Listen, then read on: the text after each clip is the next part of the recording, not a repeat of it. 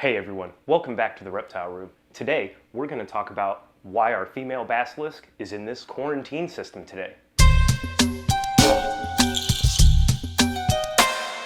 Alright guys, what has happened is I'm going to go ahead and show you a clip that we got last week of the basilisk breeding.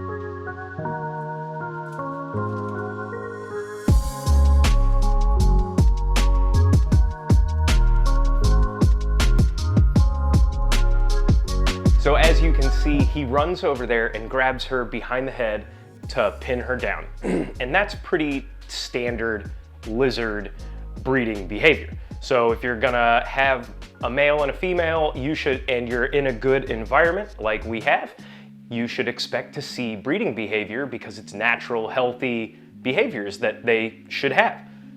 So it is a little aggressive, and we didn't, I was like, okay, well, that happened, and now we just have to keep an eye on her for the next couple of weeks to make sure that she's, gonna have her babies, because we had the one earlier this year have a twisted line and failed to thrive.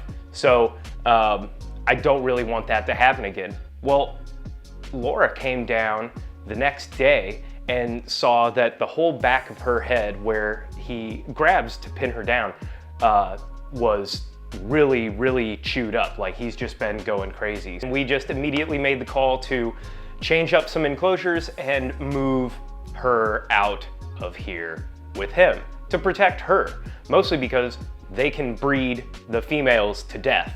And well, what a way to go, right? I mean, I don't know.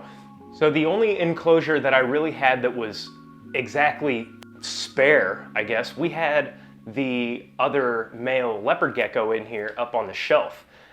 So I had an empty 10-gallon enclosure that was just hanging around. So Laura went ahead and made a new enclosure set up for the leopard gecko, and he's over on the shelf right now. I'll show you him towards the end, but he didn't, need an enclosure change, but she did, and she needs something bigger than a 10-gallon tank. And this is just not adequate. So I will be looking into something else here very soon, because I think it is wise. If you're gonna have multiples and you're gonna co-have them, you do kind of need another option. So I don't know that we'll necessarily get another or build another gigantic enclosure, but we'll probably have another one of the really tall, something just looks nice and runs that we can rotate an animal in and out of if we have to. He is a young male, and I guess he is just in the mood, and we only have the one female, and I'm sure that doesn't help, but it is going to make the new enclosure build kind of happen a little bit quicker for them, and I think it might happen over here. So subscribe for that. But she's doing really well in here, and throughout the last couple of days, it's only been, this is day 4. So she's only been out of there for 4 days, and you can see the change in the healing already. What Laura has been using is this, this Vet Plus stuff. We had it, and it doesn't say not for reptiles, and that brand does have one that is specifically for reptiles, but hey, I have that, and it seems to be doing the trick. She's doing really well. I didn't get on video when I brought her out of the big enclosure. It was really strange. She just made eye contact with me. I stuck my hand in there and she just ran up on it and, oh, God, okay. So I just came in and put her in. You see, she's not really too jumpy. She understands the limits of this enclosure. Because it's glass, you have to be careful because these animals can run on water, right? They can run super fast. If they get enough speed, they can hit this glass and kill themselves because they don't see it. And that's unfortunate. Don't want that to happen. So that's why I just have, like, you know, one of those flooring mats that came with one of the stock whatever enclosure kits. Just stick it in the back. I do need to put up some sides, but yeah, she really seems to enjoy to get misted in here. She just hangs out. We've got the UVB lamp. I have another lamp. There's additional heat in here. The room is 62% humidity. I can't stand these open tops, but it's what I got.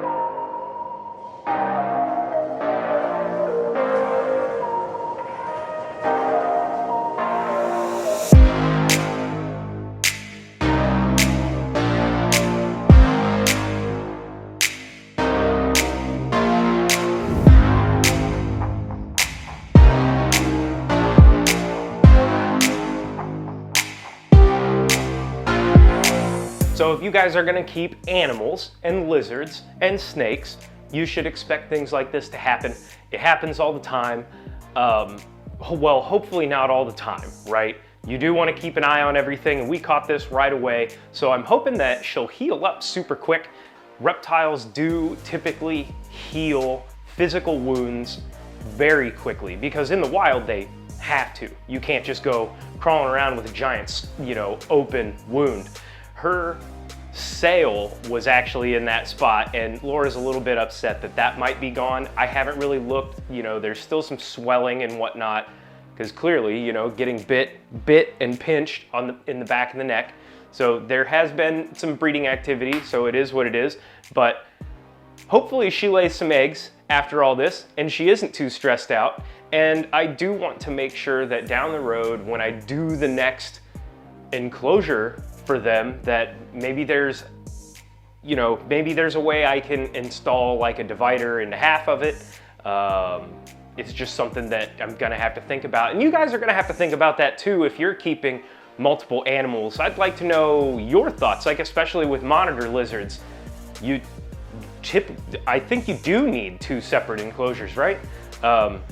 So it makes me wonder about the plated lizards down the road. Maybe if I give them enough space, or, you know, more hiding spots. You know, I do plan to upgrade this enclosure here very soon.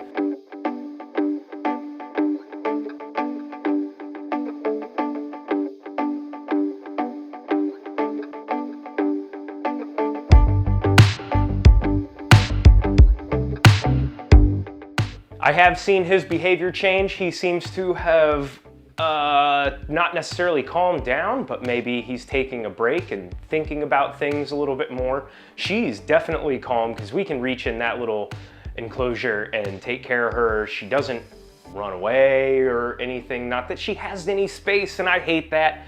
I don't want any of my animals to be all smashed down in a space, but I also don't want them to be bred to death, you know? I don't want to lose any animals, you know? You can see they're still in full view of each other. I haven't really seen anything going crazy with them, you know, like bobbing back and forth or him trying to get over there. He doesn't seem to be jumping around. So there has been a little bit of a change in behaviors and attitudes, and we just keep them all misted down. We keep them both misted really well, and the humidity in the room stays. I'm sweating, guys. I'm sweating. It's ridiculously humid in here and 80 degrees, and now that it's warming up outside, I want to start building stuff outside, but it's been rainy, or we had snow randomly, you know, of course, Ohio third winter or whatever.